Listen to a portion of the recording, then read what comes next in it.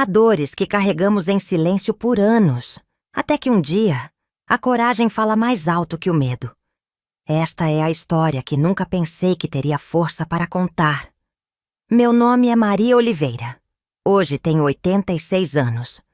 Mas esta história aconteceu quando eu tinha apenas 27. Nasci em uma pequena cidade do interior de Minas Gerais, onde todos se conheciam e as aparências importavam mais que a verdade. Antes de continuar, me diga de onde você está assistindo esse relato. Aproveita e se inscreva no canal e curta o vídeo. Isso me deixa muito feliz. Cresci aprendendo que mulher devia ser recatada, obediente e, acima de tudo, guardiã do lar. Casei-me aos 19 anos com José Oliveira, filho do dono da farmácia da cidade, um homem que todos respeitavam. Na época, achei que tinha sido abençoada. Ele era bonito, trabalhador e me dava uma vida melhor do que a que tive na roça com meus pais. Nossa filha, Janine, nasceu 2 anos depois. Uma menina de olhos grandes e escuros como os meus, e cabelos cacheados que emolduravam um rosto sempre sorridente. Desde pequena, era esperta e falante, fascinada por histórias e pelo rádio que ficava na sala. Ela dançava quando tocavam as músicas de Roberto Carlos e Vanderleia, e eu costumava dizer que ela tinha música nas veias. José não gostava muito dessa agitação toda. Dizia que menina deve ser mais contida, mais quietinha. Mas eu defendia nossa filha como podia, sempre com cuidado para não contrariá-lo demais. Morávamos em uma casa simples, mas bem cuidada, na rua principal da cidade. José trabalhava na prefeitura, era responsável pela contabilidade, e todos o viam como um homem correto e dedicado. Eu cuidava da casa e fazia alguns bordados por encomenda para complementar a renda. Era uma vida simples, mas estável. Pelo menos era o que parecia por fora. Foi em 1964, quando Janine tinha 8 anos, que comecei a notar as mudanças. Primeiro foram coisas pequenas, tão sutis que quase não percebi. Ela, que sempre corria para a janela quando ouvia o carro do pai chegando, começou a ficar quieta, como se não quisesse ser notada. Nas noites em que José chegava mais tarde do trabalho, ela ia dormir mais cedo, mesmo sem estar com sono. Lembro-me bem do dia em que percebi que algo estava realmente errado. Era uma tarde de sábado. Estávamos na cozinha fazendo biscoitos de polvilho, algo que Janine sempre adorou. Ela estava ajudando a enrolar a massa quando ouvimos o barulho do carro de José chegando. Num instante, vi o pânico nos olhos dela. Suas mãozinhas começaram a tremer e ela deixou cair a tigela que segurava. Quando o vidro se espatifou no chão, ela começou a chorar desesperadamente, não pelo susto, mas por um medo que eu não compreendia. "Desculpa, mamãe, desculpa! Papai vai ficar bravo comigo!" Ela soluçava enquanto tentava juntar os cacos com as mãos trêmulas. Eu a afastei com cuidado, dizendo que estava tudo bem, que acidentes acontecem. Mas ela não parava de chorar. Quando José entrou na cozinha e viu a cena, ele apenas olhou para Janine com aqueles olhos frios que eu já conhecia bem e disse: "Vá para o seu quarto, Janine. Sua mãe limpa essa bagunça." Ela obedeceu imediatamente, cabisbaixa, sem dizer uma palavra. Aquela não era a minha menina alegre e cheia de vida. Algo estava muito errado. Nas semanas seguintes, fiquei mais atenta. Janine havia mudado seus hábitos. Ela, que sempre adorou vestidos coloridos, agora só queria usar roupas largas e escuras. Parou de cantar enquanto brincava. Na escola, a professora me chamou para conversar, preocupada porque Janine, que sempre fora participativa, agora mal falava nas aulas e tinha dificuldade para se concentrar. À noite comecei a notar que ela tinha pesadelos frequentes. Acordava gritando, suada, mas quando eu ia até seu quarto e perguntava o que havia sonhado, ela dizia que não se lembrava. Algumas manhãs, encontrava o lençol molhado. Ela tinha voltado a fazer xixi na cama, algo que não acontecia desde os 4 anos. O comportamento de José também me intrigava. Ele, que sempre fora distante e pouco afetuoso com a filha, agora parecia ter um interesse repentino em colocá-la para dormir. Você já trabalha demais, Maria. Deixa que eu cuido disso, ele dizia. No início achei que era um sinal de que ele estava tentando ser um pai melhor, mas sempre que ele ia ao quarto de Janine, ela ficava ainda mais quieta no dia seguinte. Uma tarde, enquanto lavava roupas no tanque dos fundos, ouvi Janine conversando com sua boneca de pano, a Lili, que eu mesma havia feito para ela. Aproximei-me silenciosamente e o que escutei gelou meu sangue. Não conta pra ninguém, Lili. Papai disse que é o nosso segredo. Ele disse que a mamãe vai ficar muito triste se souber e que ninguém vai acreditar em mim porque ele é importante na cidade. Fiquei paralisada, as mãos molhadas e trêmulas, sentindo o coração bater tão forte que parecia que ia explodir. Não queria acreditar no que minha mente começava a suspeitar. José, meu marido, o pai de minha filha. Não podia ser. Pessoas respeitáveis como ele não faziam esse tipo de coisa. Devia ser algum engano, alguma confusão de criança. Mas as peças começavam a se encaixar. O medo repentino, a mudança de comportamento, os pesadelos, a forma como ela se encolhia quando ele chegava perto. E havia também os sinais físicos que eu havia ignorado. As manchas roxas que às vezes apareciam em seus braços e que José explicava dizendo que ela tinha caído brincando, os arranhões nas costas que ela dizia não se lembrar como conseguira. Naquela noite não consegui dormir. Fiquei deitada ao lado de José, sentindo nojo e medo, questionando tudo o que acreditava sobre meu casamento, sobre o homem com quem compartilhava minha vida. Na manhã seguinte tomei uma decisão. Precisava ter certeza. Comecei a observar mais de perto, a fazer perguntas indiretas a Janine, a prestar atenção em cada detalhe. Uma vez, acidentalmente entrei no quarto dela quando José estava lá, com a desculpa de trazer roupas limpas. O olhar que ele me lançou foi de pura raiva, algo que me deixou ainda mais alerta. Pedi à minha vizinha, Dona Conceição, que ficasse de olho em nossa casa quando eu saía para fazer compras. Ela me contou que numa dessas ocasiões, viu José chegar em casa mais cedo do trabalho, quando Janine estava sozinha. Achei estranho, Maria, porque ele nunca volta do serviço àquela hora, disse ela. Em junho de 1964, numa sexta-feira que nunca vou esquecer, chovia forte e o céu estava escuro, mesmo sendo apenas 3 horas da tarde. Eu havia dito a José que iria visitar minha irmã doente na cidade vizinha e só voltaria no dia seguinte. Ele nem disfarçou o alívio. Peguei o ônibus, mas desci no ponto seguinte e voltei a pé, pela trilha dos fundos que contornava o bairro. A chuva encharcou meu vestido e meus cabelos, mas eu mal sentia o frio. Havia algo mais importante. Entrei silenciosamente pela porta dos fundos, aquela que rangia, mas que eu havia secretamente lubrificado dias antes. A casa estava em silêncio, exceto pelo som abafado vindo do quarto de Janine. Meu coração batia tão forte que me perguntei se não poderia ser ouvido. Caminhei pelo corredor, os pés descalços para não fazer barulho, a respiração presa no peito.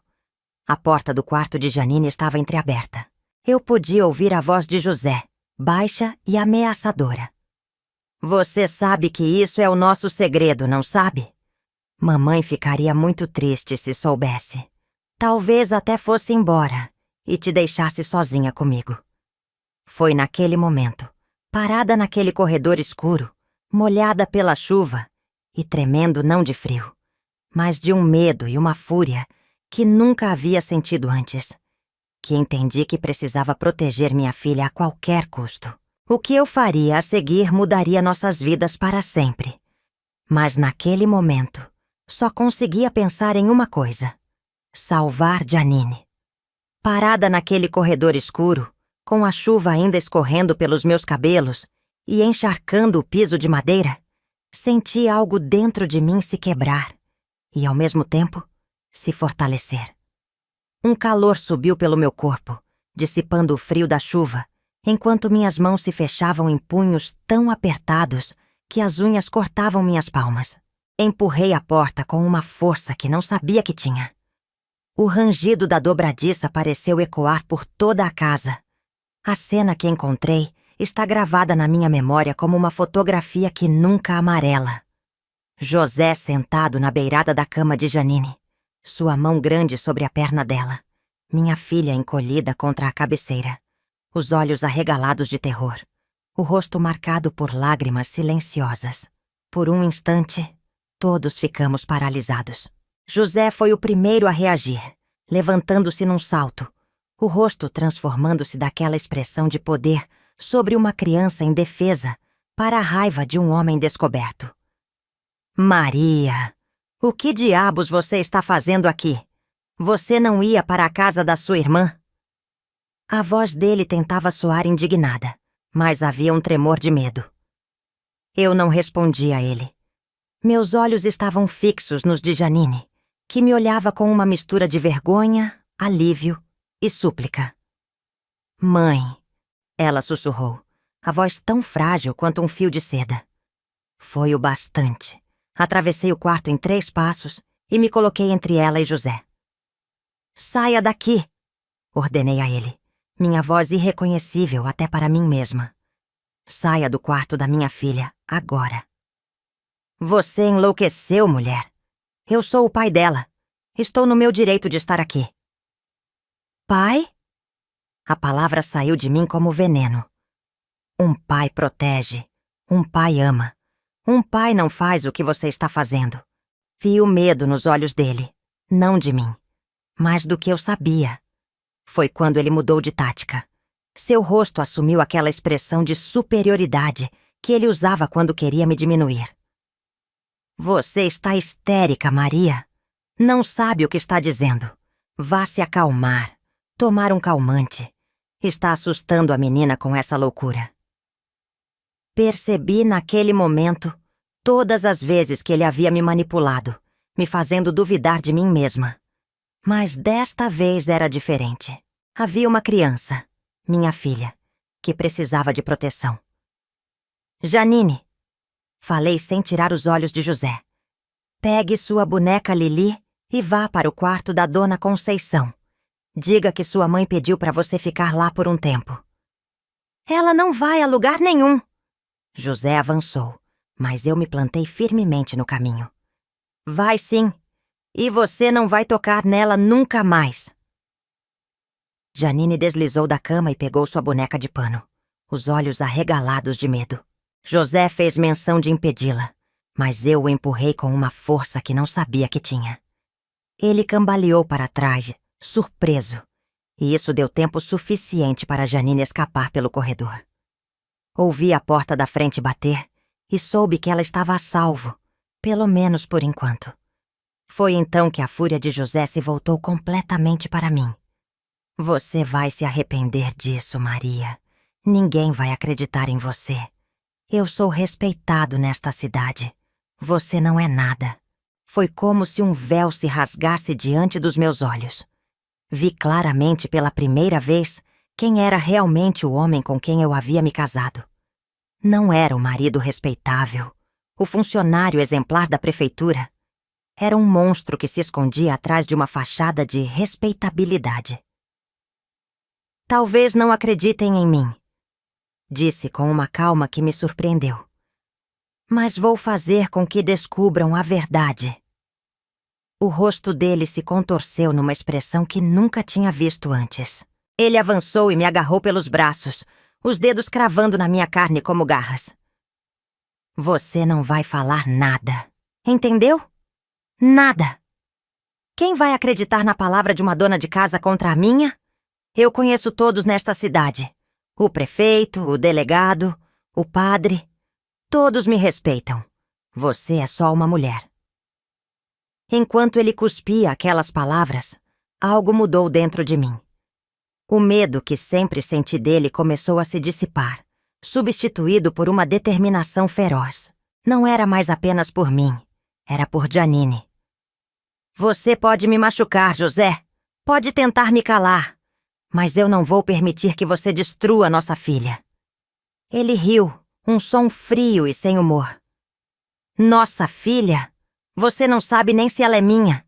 Quem sabe o que você fazia enquanto eu trabalhava? Aquilo era tão absurdo, tão claramente uma tentativa desesperada de me ferir, que quase ri. Em vez disso, encarei seus olhos e disse: Janine é minha filha, e vou protegê-la de você a qualquer custo. O que aconteceu a seguir está gravado na minha memória, em flashes confusos. José, percebendo que suas ameaças não estavam funcionando, perdeu o controle. Seus punhos se levantaram e senti o primeiro golpe atingir meu rosto. A dor foi explosiva, seguida pelo gosto metálico de sangue. Caí contra a penteadeira de Janine, derrubando os poucos objetos que ali estavam. Uma escova de cabelo, um pequeno espelho e uma tesoura que eu usava para cortar papel de bonecas. Minha mão encontrou a tesoura quase por instinto. Quando José avançou novamente, ergui-a como um escudo.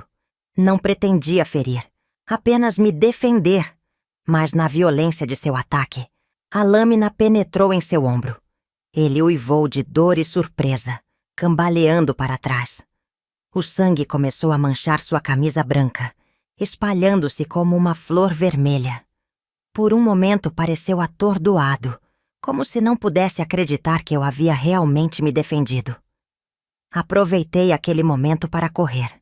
Saí do quarto, atravessei o corredor e a sala e irrompi para fora da casa, na chuva que agora caía com mais força. Não olhei para trás para ver se ele me seguia. Só pensava em chegar até Janine, em mantê-la protegida. Corri pela rua lamacenta até a casa de Dona Conceição, os raios iluminando meu caminho em clarões fantasmagóricos.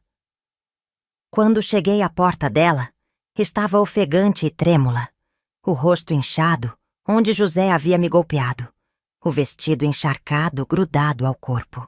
Dona Conceição abriu a porta e soltou uma exclamação de horror ao me ver. Santo Deus, Maria! O que aconteceu com você? Janine. Foi tudo o que consegui dizer. Ela está aqui? Sim, sim. Ela chegou há pouco. Está lá dentro, assustada. Maria, pelo amor de Deus, me diga o que está acontecendo. Entrei na casa, as pernas mal me sustentando. Janine estava encolhida num canto da sala, abraçada à sua boneca. Quando me viu, seus olhos se arregalaram de horror. Mamãe, seu rosto. Corri até ela e a abracei com força, sem me importar que minhas roupas molhadas a encharcassem também. Senti seu pequeno corpo tremendo contra o meu e prometi a mim mesma que nada nem ninguém a machucaria novamente. Dona Conceição trouxe uma toalha e começou a secar meus cabelos molhados, murmurando palavras de conforto. Foi ela quem sugeriu que chamássemos a polícia. Não, Conceição, disse, sabendo bem demais como funcionavam as coisas em nossa cidade. A polícia aqui não vai fazer nada contra José. Ele tem amigos por toda parte. Então, o que você vai fazer, Maria? Não pode voltar para aquela casa. Olhei para Janine, que me observava com olhos que haviam visto coisas que nenhuma criança deveria ver. Tomei sua mãozinha entre as minhas e disse: Vamos embora, filha. Vamos começar uma vida nova, longe daqui. Para onde, mamãe? Perguntou ela, a voz pequena e assustada. Para São Paulo. Respondi pensando na minha prima Lourdes, que havia se mudado para lá anos antes. É uma cidade grande, onde podemos nos esconder, onde seu pai não nos encontrará. Foi Dona Conceição quem nos ajudou naquela noite. Emprestou-nos roupas secas, deu-nos comida e um lugar para dormir. E, mais importante, guardou nosso segredo quando José apareceu horas depois, o ombro enfaixado, perguntando por nós. Não as vi, José, mentiu ela descaradamente. Talvez tenham ido para a casa da irmã de Maria, como ela tinha planejado. Enquanto isso, escondidas no quartinho dos fundos, Eu e Janine ouvíamos sua voz e senti minha filha tremer ao som familiar. Abracei-a com mais força, sussurrando palavras de conforto e promessas de proteção.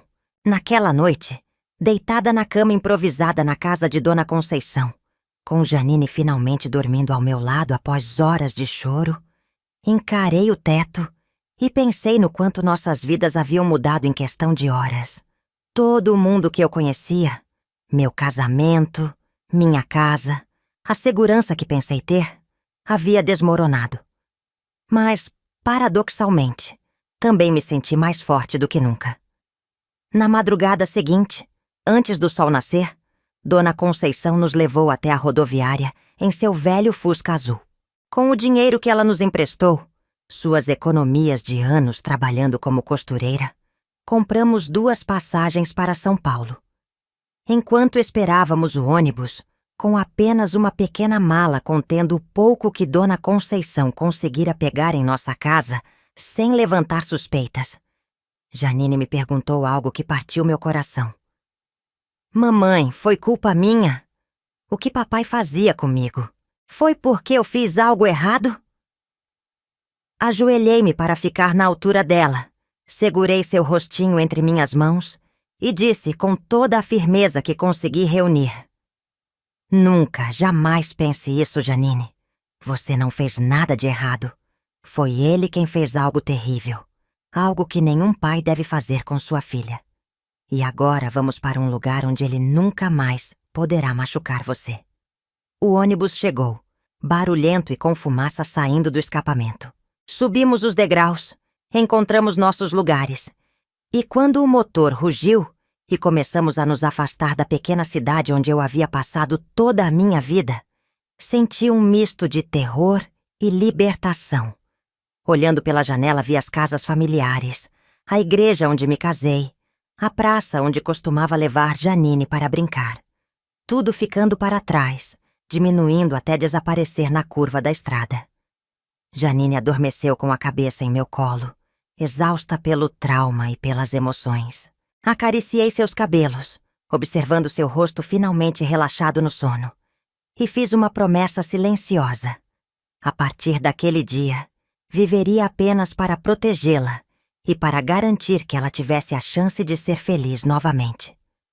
O ônibus avançava pela estrada de terra, sacudindo a cada buraco, levando-nos para um futuro incerto.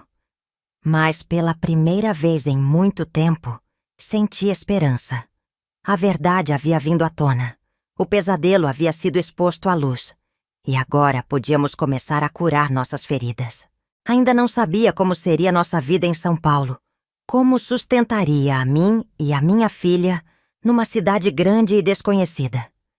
Mas sabia, com absoluta certeza, que qualquer dificuldade que enfrentássemos seria melhor do que a vida de medo e abuso que havíamos deixado para trás. Enquanto o sol começava a nascer no horizonte, tingindo o céu de rosa e dourado, deixei algumas lágrimas escorrerem silenciosamente. Não eram apenas lágrimas de tristeza pelo que havíamos perdido, mas também de alívio pelo que havíamos escapado e de determinação pelo que ainda estávamos por construir. Chegamos a São Paulo numa tarde abafada de julho de 1964. A rodoviária do Tietê era um turbilhão de gente, barulho e fumaça. Tão diferente da pacata cidade que havíamos deixado para trás. Janine segurava minha mão com força, os olhos arregalados diante daquele novo mundo. No bolso do meu vestido guardava o endereço de minha prima Lourdes, rabiscado às pressas por Dona Conceição, e as poucas notas de dinheiro que nos restavam após a viagem. É muito grande, mamãe, sussurrou Janine, olhando para os prédios que se erguiam ao longe. É sim, filha, e é por isso que vamos poder nos esconder aqui. Encontrar o endereço de Lourdes foi uma odisseia.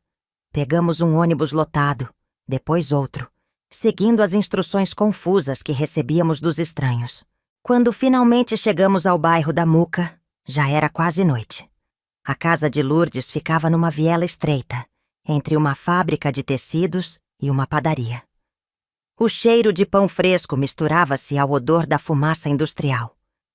Lourdes não me via há 8 anos, desde que ela mesma havia fugido de nossa cidade para tentar a vida na capital. Quando abriu a porta e me viu ali, com o rosto ainda marcado pelos golpes de José e uma criança assustada ao meu lado, seu espanto foi visível. Maria? Meu Deus do céu, o que aconteceu com você? Não consegui responder. As palavras ficaram presas na garganta e, pela primeira vez desde nossa fuga, desabei em lágrimas. Lourdes nos puxou para dentro, fechou a porta e me abraçou enquanto eu soluçava. Janine, confusa e assustada com meu descontrole, começou a chorar também. Naquela noite, depois que Janine adormeceu no colchão improvisado na sala minúscula do apartamento de Lourdes, contei tudo à minha prima.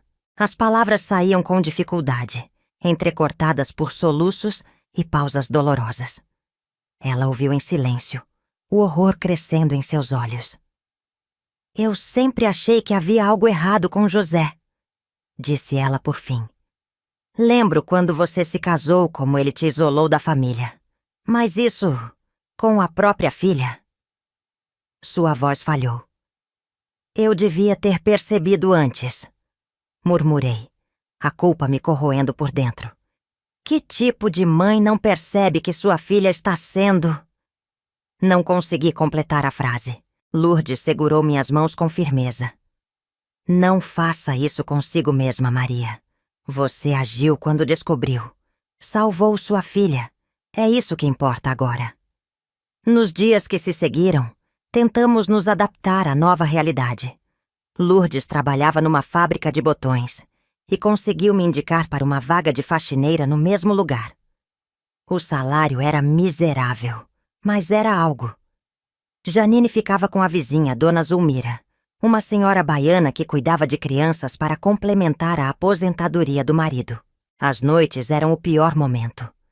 Janine tinha pesadelos terríveis, acordava gritando, suada. Eu a abraçava e cantava as canções de ninar de nossa infância, até que ela voltasse a dormir. Algumas vezes, falava sobre o que José havia feito, em fragmentos confusos e dolorosos que me dilaceravam a alma. Outras vezes, perguntava quando voltaríamos para casa. Aquela não é mais nossa casa, filha, eu respondia. Nossa casa agora é aqui. Mas eu mesma não acreditava nessas palavras. O apartamento de Lourdes, com suas paredes descascadas e o banheiro compartilhado com mais 3 famílias no corredor, não era um lar. Era um refúgio temporário, um esconderijo. 3 semanas após nossa chegada, aconteceu o que eu tanto temia. Voltávamos da padaria numa manhã de domingo. Um pequeno luxo que nos permitíamos uma vez por semana. Um pão doce para Janine. Quando vi um carro familiar estacionado na esquina. Meu coração gelou. Conhecia aquele Chevrolet verde. Sabia quem estava ao volante. Janine, sussurrei puxando-a para trás de uma banca de jornais. Lembra daquele jogo de esconder que brincávamos? Precisamos brincar agora. Fique quietinha. Mas era tarde demais. José já havia nos visto. Saiu do carro e veio em nossa direção. O rosto transformado num sorriso que eu conhecia bem. Aquele sorriso público, de homem respeitável. Vestia seu terno cinza de domingo. Tinha um curativo discreto no pescoço, onde a tesoura o havia ferido. Maria! Chamou ele, a voz falsamente cordial. Finalmente te encontrei. Estava tão preocupado. Janine se agarrou à minha saia, tremendo. O choro permanecia em sua garganta silencioso, como ela havia aprendido a fazer para não irritar o pai. Como você nos encontrou? Perguntei, recuando um passo. Tenho contatos, você sabe. Quando descobri que você tinha vindo para São Paulo, foi só questão de tempo. Ele se aproximou mais, abaixando a voz. Você causou um escândalo na cidade, sabia? Todos estão falando. A esposa do contador da prefeitura, fugindo no meio da noite com a filha. O que você está fazendo aqui, José? Seu sorriso vacilou por um instante. Vim buscar vocês duas, é claro. Isso foi longe demais, Maria. Essa loucura tem que acabar. Não vamos voltar, afirmei, a voz mais firme do que eu esperava. Nunca mais. José olhou ao redor, consciente das pessoas que passavam e poderiam nos ouvir. Seu rosto assumiu aquela expressão de pai e marido, preocupado que ele sabia interpretar tão bem. Vamos conversar em particular, Maria. Pelo bem da Janine. Não há nada para conversarmos. Você sabe o que fez. E sabe por que fugimos. Seu rosto endureceu. Cuidado com o que diz, Maria. São acusações muito sérias. Quem vai acreditar em você? Uma mulher que abandonou o lar, traumatizou a própria filha com essa fuga maluca e ainda me atacou com uma tesoura? Ele apontou discretamente para o curativo no pescoço. Tenho testemunhas que podem falar sobre seu comportamento errático nas últimas semanas.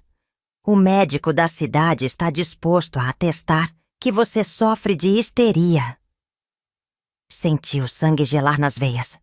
José havia preparado o terreno, criado uma narrativa onde eu era a vilã desequilibrada. Conhecia bem demais aquela pequena cidade. Sabia como os rumores se espalhavam, como as pessoas julgavam com base em aparências. O que você quer, José? Quero minha família de volta. E estou disposto a perdoar tudo isso, essa confusão. Podemos recomeçar. Todos merecem uma segunda chance, não é? Foi então que Janine, que até aquele momento havia permanecido calada e encolhida atrás de mim, deu um passo à frente. Seu rostinho pálido estava contorcido por uma mistura de medo e raiva. Eu não quero voltar, disse ela, a voz pequena, mas firme. Não quero que você entre no meu quarto de novo, papai. O rosto de José se transformou. Por um segundo vi o mesmo olhar de fúria que havia visto naquela noite fatídica. Suas mãos se fecharam em punhos e pensei que ele fosse nos atacar ali mesmo, no meio da rua. Mas então, como se lembrasse de onde estávamos, seu rosto se suavizou novamente. Vê o que você fez, Maria. Colocou essas ideias horríveis na cabeça dela. Está envenenando nossa filha contra mim. Não preciso colocar nada na cabeça dela, José. Ela sabe o que viveu. O que você fez com ela. Ele deu mais um passo em nossa direção, a raiva contida fazendo uma veia pulsar em sua têmpora. Você não pode me impedir de ver minha filha. Tenho direitos.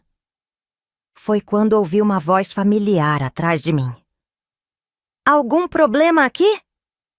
Era Roberto, o marido de Lourdes, um homem alto e forte que trabalhava no cais do porto. Ele havia nos encontrado na rua por acaso, voltando do seu turno da noite. José hesitou, avaliando o homem que era bem maior que ele. Não, nenhum problema.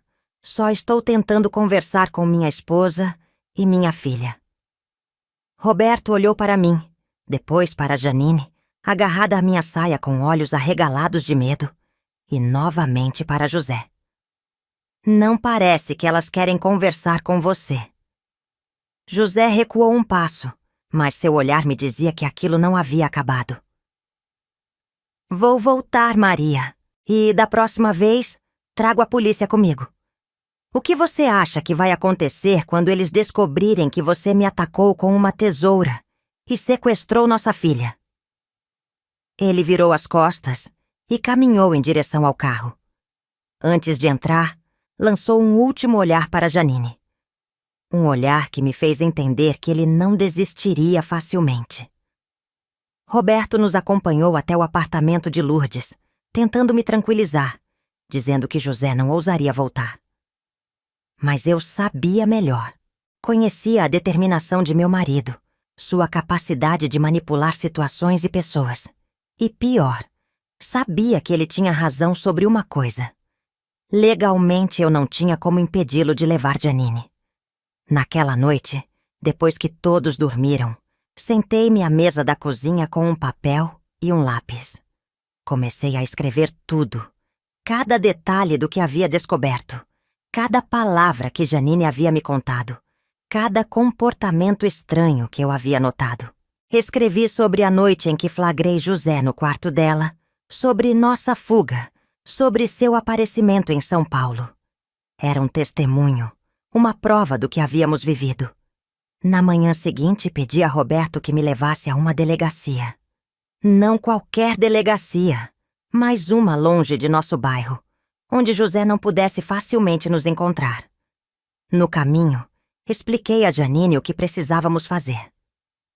Vamos ter que contar a algumas pessoas o que papai fez com você, filha. Vai ser difícil, mas é a única maneira de impedir que ele nos leve de volta. Seus olhos se encheram de lágrimas. Vão acreditar em nós, mamãe? Não respondi imediatamente. A verdade era que eu não sabia. Em 1964, no Brasil, a palavra de uma mulher valia pouco, especialmente contra um homem respeitado como José. A palavra de uma criança, então, quase nada. Mas tínhamos que tentar. Vamos fazer com que acreditem, respondi por fim. A delegacia era um prédio cinzento e intimidador. Dentro, homens fardados circulavam com expressões severas. Senti Janine apertar minha mão com mais força. O cheiro de cigarro impregnava tudo. O delegado que nos atendeu, um homem de meia idade com bigode espesso e olheiras profundas, ouviu minha história com uma expressão impenetrável. Quando terminei, ele pigarreou, desconfortável. Senhora, estas são acusações muito graves. Tem provas do que está dizendo? Tenho o testemunho de minha filha. Tenho os pesadelos dela. O medo nos olhos dela quando o pai se aproxima. Tenho as marcas em meu próprio corpo de quando ele me agrediu ao ser descoberto. O delegado balançou a cabeça. Não é suficiente. Precisamos de provas concretas para acusar um homem de... Bem, do que a senhora está acusando? E o que acontece se ele vier com a polícia de nossa cidade? Ele ameaçou fazer isso. Disse que vai me acusar de sequestro e tentativa de homicídio. O homem suspirou, esfregando os olhos cansados. Se ele tiver uma ordem judicial, não há muito que possamos fazer. A lei está do lado dele. É o pai da criança. Legalmente tem direitos sobre ela. Saímos da delegacia derrotadas. Janine não entendia completamente o que havia acontecido, mas captava meu desespero. No caminho de volta, paramos num pequeno parque. Sentei-me num banco e puxei minha filha para meu colo, abraçando-a como se pudesse protegê-la do mundo inteiro apenas com meus braços. O que vamos fazer agora, mamãe? Perguntou ela, a voz pequena e assustada. Foi então que tomei a decisão mais difícil da minha vida. Vamos ter que ir mais longe, filha, para um lugar onde seu pai nunca nos encontre. Naquela mesma tarde, com a ajuda de Lourdes e Roberto, começamos a planejar nossa fuga definitiva. Não apenas de José, mas de tudo o que conhecíamos. Um recomeço completo, com novos nomes, nova história, nova vida. Roberto tinha um amigo que trabalhava fazendo documentos, nem todos legais. Por um preço, ele poderia nos fornecer novas identidades. Lourdes esvaziou suas economias para nos ajudar. Em 3 dias, eu não seria mais Maria Oliveira, esposa de José, mas Marina Silva, viúva, mudando-se para Porto Alegre com sua filha Joana para ficar perto de parentes inexistentes. Na véspera de nossa partida, enquanto arrumava a pequena mala com o pouco que possuíamos, encontrei Janine sentada na cama, olhando para sua boneca Lili. Vamos ter que deixar Lili para trás, mamãe? Perguntou ela, os olhos tristes. Ela tem o nosso nome verdadeiro bordado nela. Meu coração se apertou. Aquela boneca de pano, feita por minhas próprias mãos, era o último vínculo de Janine com sua vida anterior, com os momentos felizes antes que tudo desmoronasse. Não, filha! Respondi sentando-me ao seu lado. Vamos levar Lili conosco. Vou tirar o bordado e fazer um novo com nossos novos nomes. Lili vai mudar junto com a gente. Naquela noite, à luz fraca de uma vela para economizar eletricidade, descosei cuidadosamente o nome Janine, bordado no vestidinho da boneca. Enquanto trabalhava, lágrimas silenciosas escorriam pelo meu rosto. Não era apenas o nome de minha filha que eu estava removendo, mas toda a nossa história, nossa identidade, tudo o que havíamos sido. Quando terminei, olhei para o pequeno círculo de linha solta onde antes estava o nome. Amanhã, bordaria Joana, no mesmo lugar. Um novo nome para uma nova vida. Mas esta noite, deixei o espaço vazio. Como me sentia por dentro. De madrugada, quando todos dormiam, peguei o caderno onde havia registrado tudo o que acontecera e escrevi uma última entrada. Hoje deixamos de ser quem éramos. Peço perdão a Deus por essa mentira necessária. Não faço isso por mim, mas por minha filha, para que ela possa crescer sem medo, sem pesadelos, sem olhar por cima do ombro. Que um dia ela entenda e me perdoe por arrancá-la de tudo o que conhecia. Que um dia eu mesma me perdoe por não ter percebido antes, por não ter agido mais cedo. Maria Oliveira morre hoje. Marina Silva nasce amanhã. Que Deus nos guie nesse novo caminho. Fechei o caderno e o coloquei no fundo da mala, entre as poucas peças de roupa que levaríamos. Era o único registro verdadeiro de quem éramos e do que havíamos vivido. Talvez um dia, quando fosse seguro, pudéssemos revisitá-lo. Ou talvez fosse melhor que permanecesse enterrado, como tantas outras memórias dolorosas. Na manhã seguinte, embarcamos no ônibus para Porto Alegre. Janine, agora Joana, pressionou o rosto contra a janela, observando São Paulo desaparecer à medida que avançávamos pela rodovia. Sua boneca Lili, agora sem nome, estava apertada contra seu peito. "Estamos indo para um lugar bom, mamãe?" perguntou ela, a voz hesitante. "Sim, filha", respondi, acariciando seus cabelos. "Um lugar onde poderemos ser felizes de novo." Enquanto o ônibus avançava, levando-nos para o desconhecido, pensei em tudo o que deixávamos para trás. Não apenas José e sua crueldade, mas também nossa cidade natal, nossa família, nossos amigos, até mesmo nossos nomes. Era um preço alto a pagar pela segurança. Mas olhando para Janine, para o rosto que aos poucos recuperava a inocência perdida, sabia que valeria a pena. A estrada se estendia à nossa frente, interminável e cheia de promessas. Não sabíamos o que nos esperava, mas tínhamos uma certeza. Estávamos livres. E essa liberdade conquistada com tanta dor e tanto sacrifício era mais preciosa do que qualquer coisa que já havíamos possuído. Enfrentando o julgamento da sociedade dos anos 60, Porto Alegre nos recebeu com uma garoa fina e um céu cinzento em agosto de 1964. A cidade era maior e mais imponente do que eu esperava, com seus edifícios antigos e ruas largas. Desembarcamos na rodoviária ao anoitecer, duas figuras solitárias em meio à multidão apressada.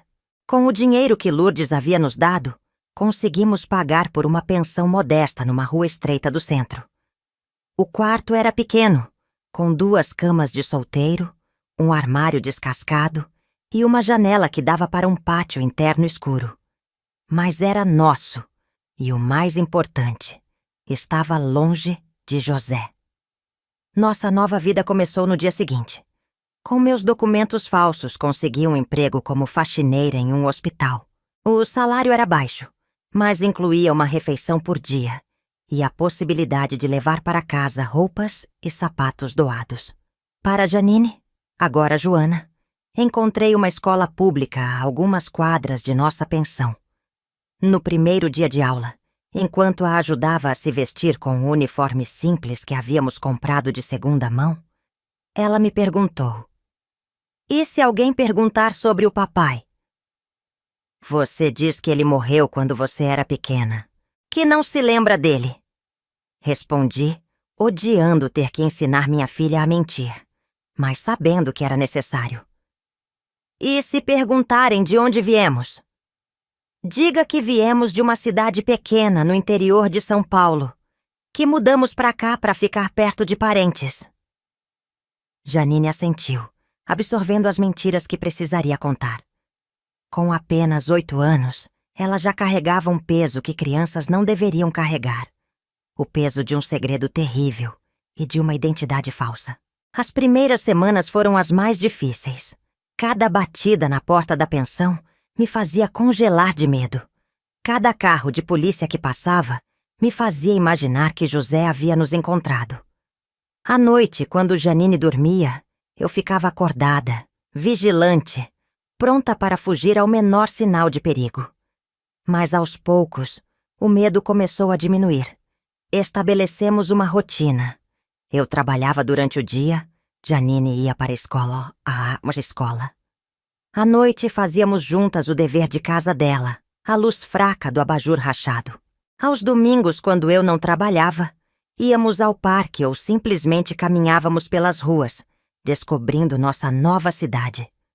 Foi numa dessas caminhadas de domingo que conhecemos Dona Alzira, uma senhora idosa que vendia doces caseiros numa pequena banca perto da praça. Ela notou Janine olhando com desejo para os brigadeiros enfileirados na vitrine e ofereceu um de presente. "Para essa menina linda", disse ela com um sorriso caloroso. Meninas precisam de doces de vez em quando. Aquele gesto simples de bondade de uma estranha me fez chorar ali mesmo, na frente de todos.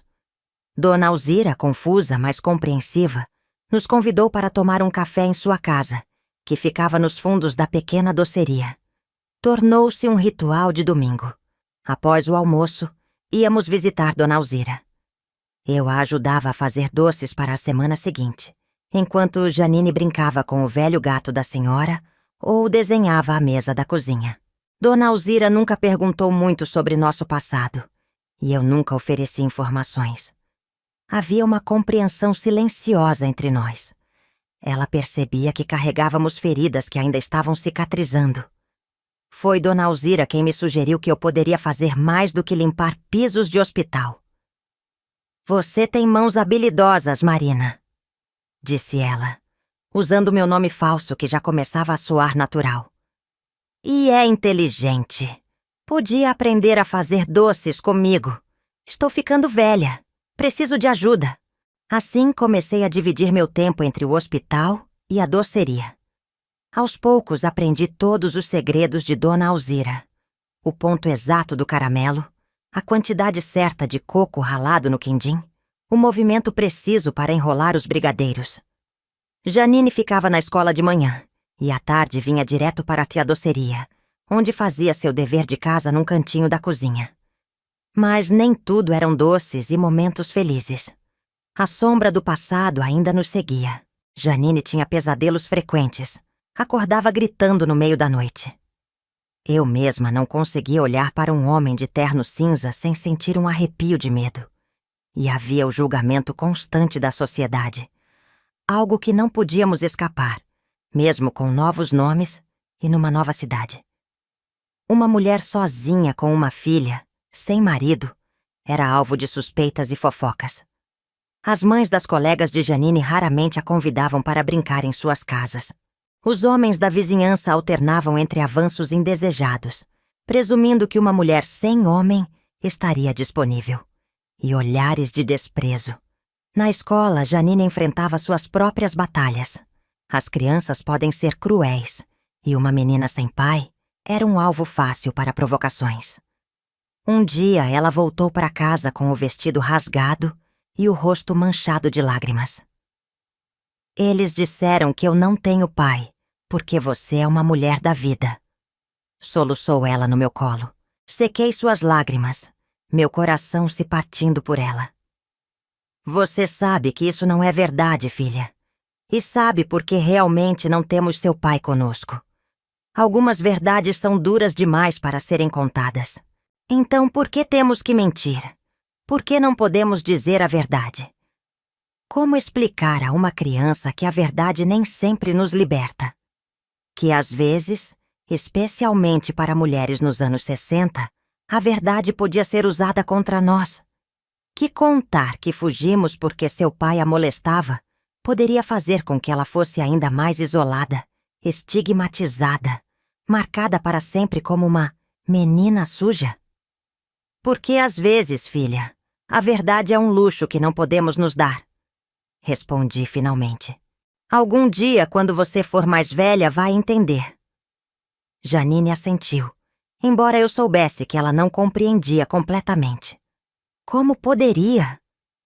Mesmo para mim, adulta, era difícil aceitar as injustiças do mundo em que vivíamos. Alguns meses depois de nossa chegada a Porto Alegre, recebi um susto que quase me fez reconsiderar nossa situação. Uma mulher da assistência social apareceu na escola de Janine, fazendo perguntas sobre nossa família. A diretora, preocupada, me chamou para uma conversa. Senhora Silva, disse ela usando meu nome falso. A assistente social está investigando casos de crianças que podem estar em situação vulnerável. Ela mencionou que sua filha às vezes vem para na escola com roupas desgastadas e parece ter dificuldades para se adaptar. Meu coração disparou.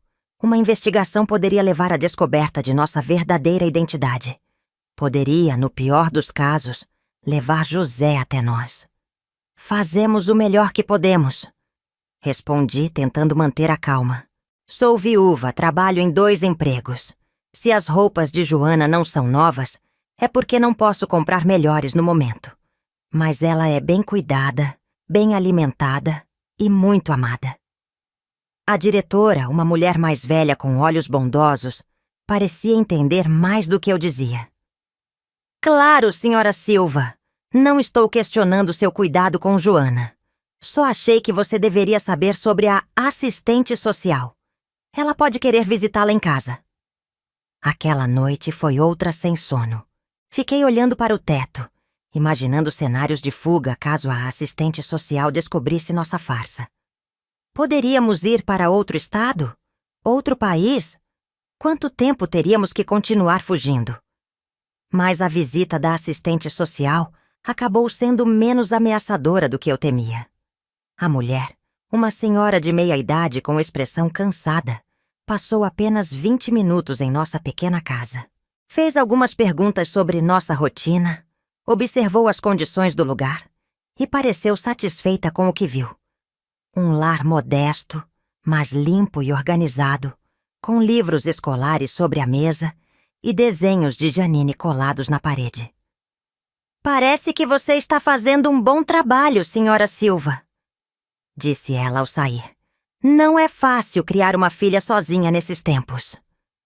Aquelas palavras, ditas sem julgamento, foram como um bálsamo. Alguém havia olhado para nossa situação e visto não uma mulher desquitada, suspeita, mas uma mãe lutando para criar sua filha da melhor maneira possível. Aos poucos, fomos encontrando outras pessoas assim em Porto Alegre. Pessoas que olhavam além das aparências e dos julgamentos sociais.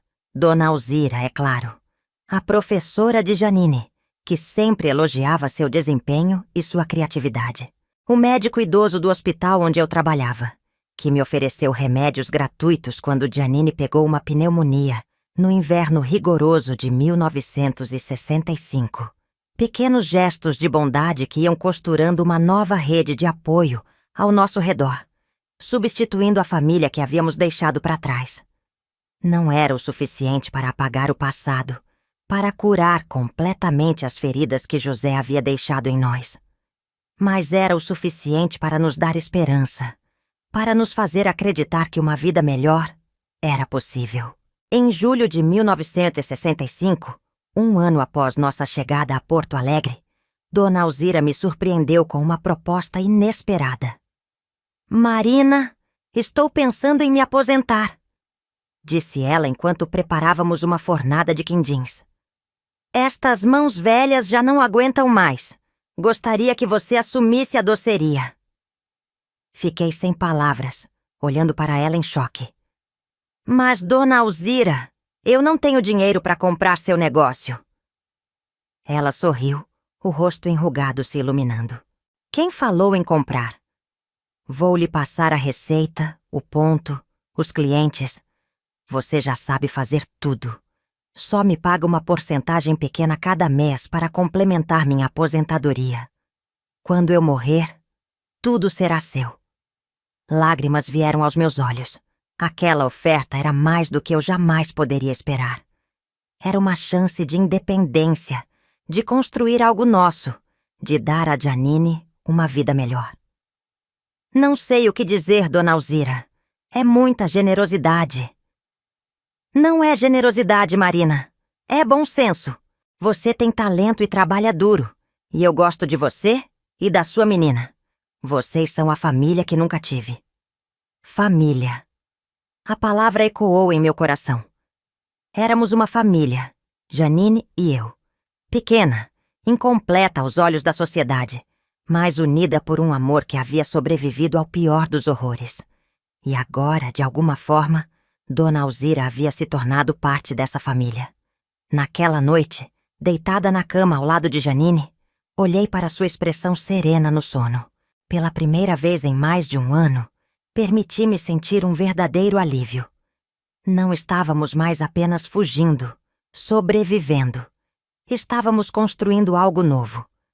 Não era o futuro que eu havia imaginado quando me casei com José, naquela igreja pequena de nossa cidade natal. Não era a vida que eu esperava quando Janine nasceu, mas era nosso, conquistado com lágrimas, coragem e determinação. Assumir a doceria de Dona Alzira transformou nossas vidas. Nos primeiros meses, trabalhei incansavelmente para manter a qualidade que os clientes esperavam, enquanto aprendia sobre fornecedores, estoque e contabilidade. Deixei o emprego no hospital para me dedicar integralmente ao novo negócio. Janine, agora com quase 10 anos, tornou-se minha pequena ajudante.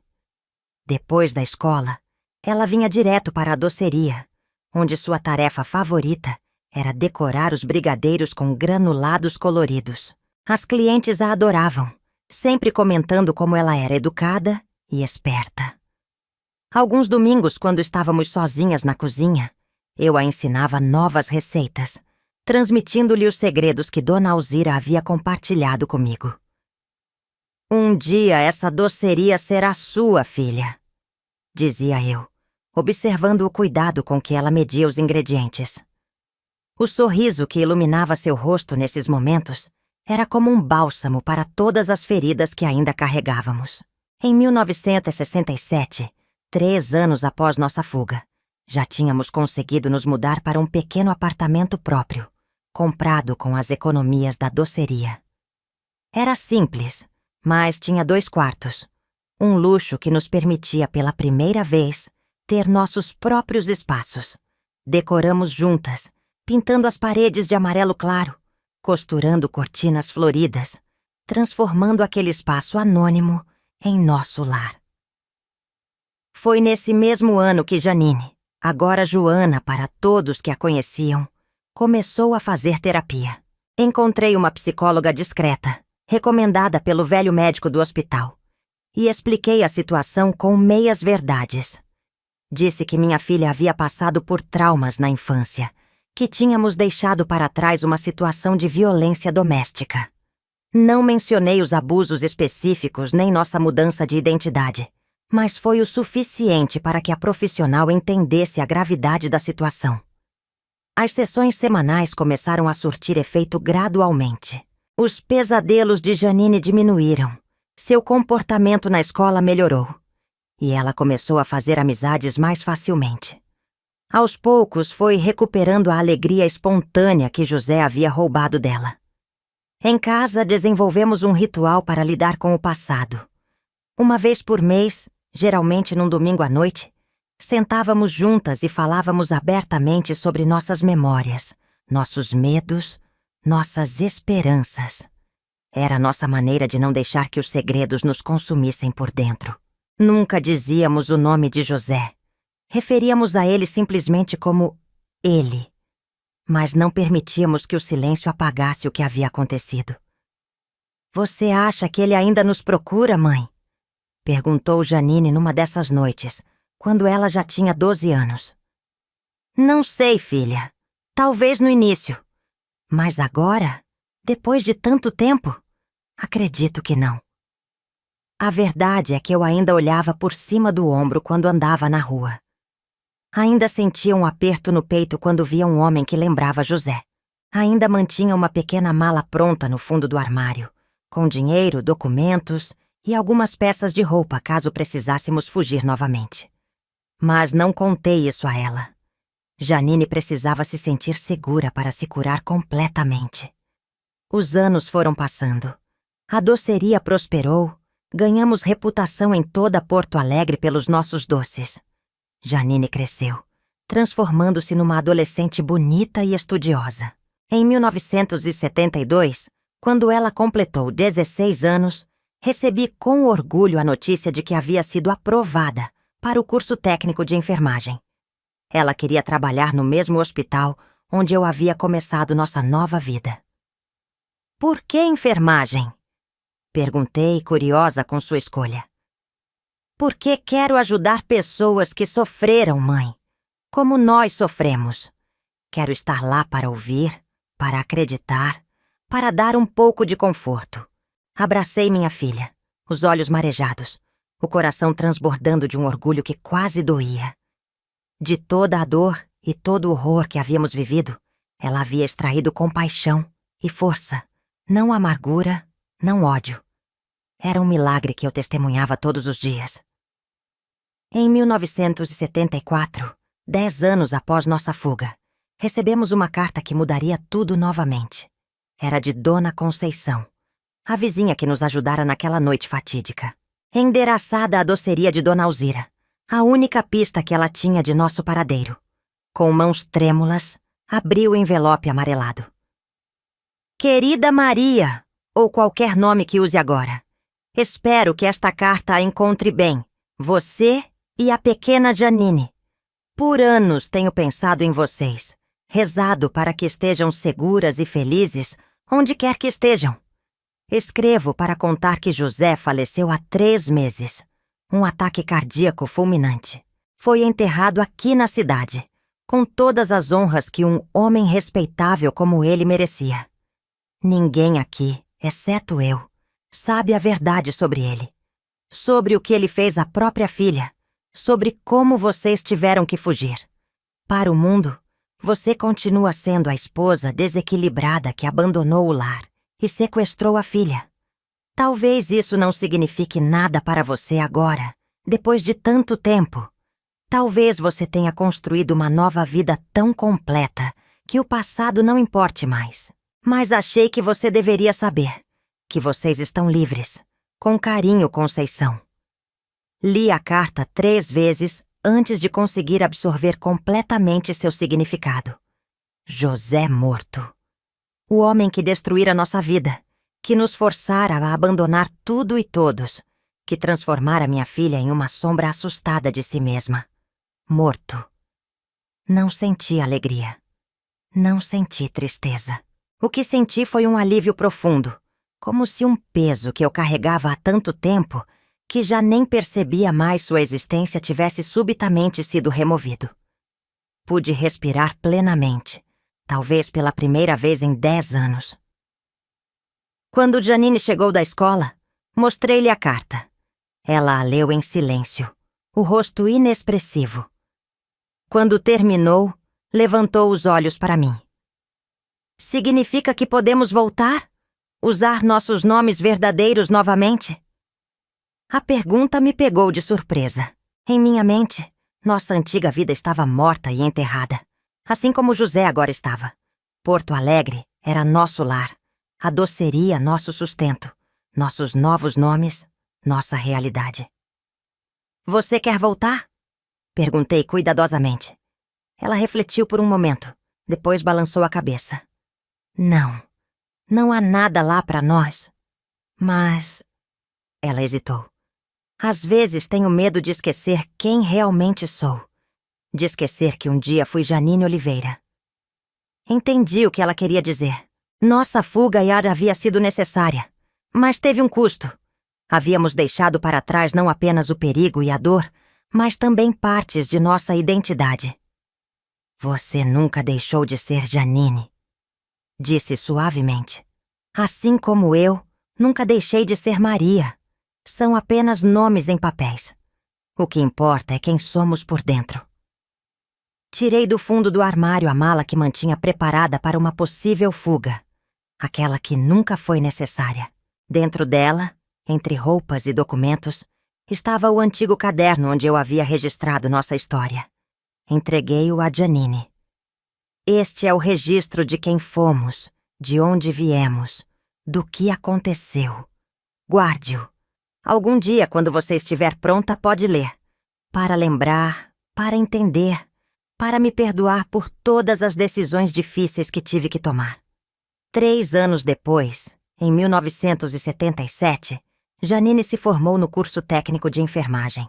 Na celebração, enquanto brindávamos com o vinho barato que podíamos comprar, ela me surpreendeu.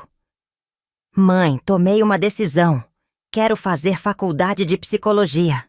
Quero me especializar em trauma infantil. Ajudar crianças que passaram pelo que passei. Naquele momento, tive uma visão clara do círculo que se fechava.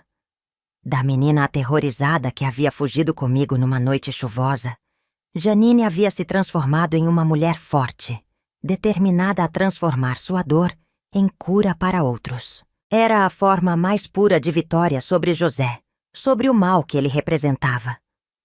Em 1980, quando Janine estava no 3º ano da faculdade, decidimos fazer uma viagem. Não de volta à nossa cidade natal. Esse retorno não era necessário, mas a São Paulo, para visitar Lourdes e Roberto, que haviam nos ajudado naqueles dias desesperados após nossa fuga. Foi uma reunião emocionante. Lourdes chorou ao ver Janine transformada numa jovem mulher. Roberto, agora com cabelos grisalhos, contou como havia inventado histórias para despistar José quando ele voltou procurando por nós. Sentados na sala simples do casal, compartilhamos memórias, lágrimas e, surpreendentemente, até algumas risadas. Vocês salvaram nossas vidas, disse a eles, segurando suas mãos enrugadas. Nunca esquecerei isso. Você se salvou, Maria, respondeu Lourdes. Foi sua coragem que salvou vocês duas.